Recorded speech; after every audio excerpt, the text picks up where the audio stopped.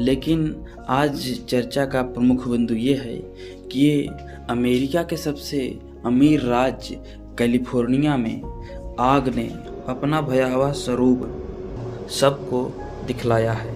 जहां दुनिया में अमेरिका महाशक्ति एवं वैश्विक शक्ति बन के बैठा है, उस महाशक्ति के घर में ही शक्ति का प्रदर्शन हो रहा है। और वो शक्ति है प्रकृति की शक्ति, जिसने अमेरिका को घुटने टेकने पर विवश कर दिए। और ये आग अमेरिका के सबसे अमीर राज्य कैलिफोर्निया में देखने को मिल रही है इस समय। वहाँ के प्रबुद्ध जीवी एवं विद्वानों का मानना यह है कि ऐसी भयावह घटना का कारण मानवीय गतिविधियों द्वारा प्रकृति में हस्तक्षेप है। अधिकांश ऐसी घटनाएं मानवीय गतिविधियों से ही संचालित होती हैं, ना कि प्राकृतिक आपदा की स्थिति से संचालित होती हैं। और सबसे बड़ी बात तो यह है कि यह कैलिफोर्निया राज्य हॉलीवुड सितारों का एक गढ़ है। आग लगने के दो कारणों में से हम आज प्राकृतिक कारणों पर चर्चा करेंगे।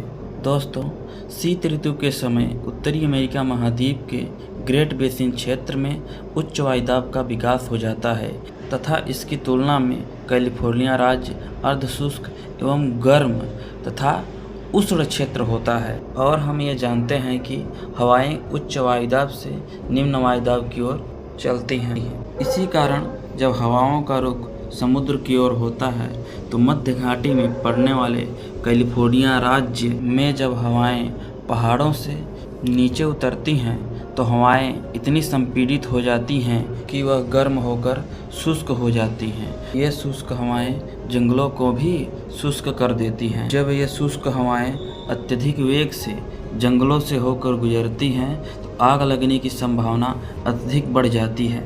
ये हवाएं मध्य अमेरिका से प्रशांत महासागर की ओर गमन करती हैं। कैलिफोर्निया में ऐसी भीषण आग का लगना वहाँ की एक सामान्य सी घटना बन गई है।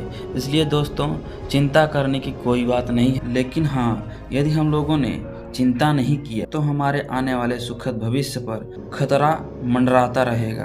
दरअसल मानव की अब एक प्रवृत्ति बन गई है, वह अपने विकास की राह में पर्यावरण को कुचल कर आगे बढ़ना चाहता है। यदि वह कुचल कर आगे बढ़ता है तभी उसके आने वाले भविष्य की हम सुखमय कल्पना नहीं कर सकते हैं। यदि हम सुखमय कल्पना करना चाहते हैं तो हमें विकास के साथ साथ पर्यावरण को भी ध्यान में रखना चाहिए और एक सतत विकास के साथ संपोषणी विकास पर भी हमें ध्यान देने की ज़रूरत होती है। देखिए, मानो हम एक बात के लिए या एक चीज़ के लिए हम आपको आगाह कर देते हैं कि सभी मनुष्यों की आवश्यकताओं की तो पूर्ति हो सकती है, परंतु इच्छाओं की या महत्वाकांक्षाओं की पूर्ति कभी नहीं हो सकती है।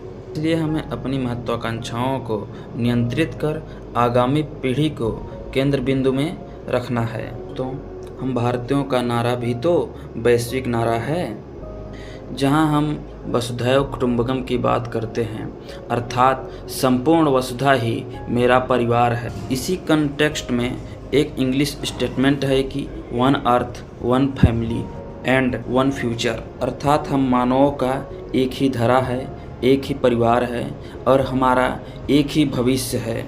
चलिए दोस्तों, आज यहीं तक। अगले वीडियो में हम और भी रोचक तथ्य लेकर प्रस्तुत होंगे। Thank you for watching this video. दोस्तों, इसी तरह और वीडियो देखने के लिए कृपया कर लाइक, सब्सक्राइब एंड शेयर करें ताकि हम और वीडियो बनाने के लिए प्रेरित हो सकें। धन्यवाद।